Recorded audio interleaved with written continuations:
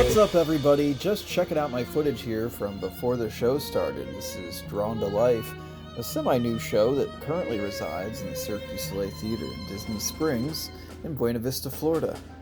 I'd recommend lining this show up with your vacation so that it's one of the very first things that you do when you arrive to the Disney parks, because it gives you a great introduction to the various Disney characters, and it's a taste of the magic you're about to encounter inside the Disney parks. And plus, Disney Springs in general is a great landing zone for food, Disney merchandise, and a good way to grab yourself a fresh new magic band that you'll want to grab before you step foot in the Disney parks. A great way to get you in the mood for the Disney adventure that awaits in the parks ahead. Now, my honest opinion about Cirque du Soleil's Drawn to Life. I think that Cirque did an excellent job of creating a larger-than-life atmosphere of projection animation that really paid homage to a multitude of Disney characters, along with being meshed with some new and familiar acrobatic stunts. I love that when you walk into the theater space, you're gobsmacked by the fact that the stage is just a giant desk with a giant pencil sharpener to the right and an even more giant desk lamp to your left that encompasses from floor to ceiling.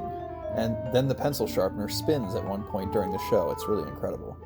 Another point, as someone who's seen essentially every Cirque du Soleil show and believes that Nouba, the previous Cirque show housed in this theater, was one of the best shows that Cirque du Soleil ever created, I personally was devastated when I found out my beloved show would be no more, so I had high expectations for its replacement. I will report that I am happy that this show got more Disney-oriented. I thought that the integration of theatrics and projection collided nicely.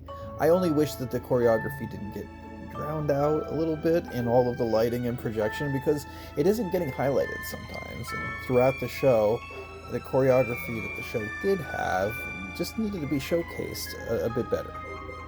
I thought that the show contains one of the craziest acts I've ever seen in a Cirque du Soleil show, and I'm not talking about the spinning wheel of doom.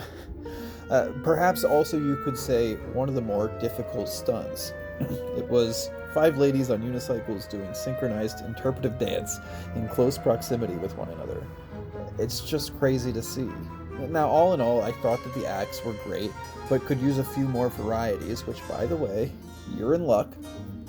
After I watched the show, I did find out that they have since added a few acts to the Drawn to Life show since I was there to watch it.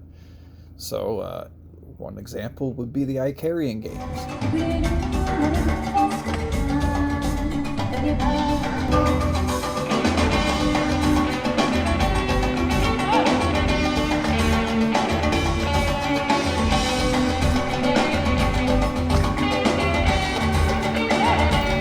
Also, aerial hoop.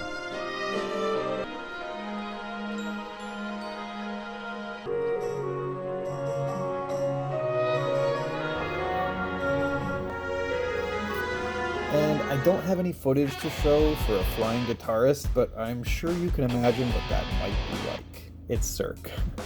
And by the way, have you seen Drawn to Life? And if so, what do you think of the show?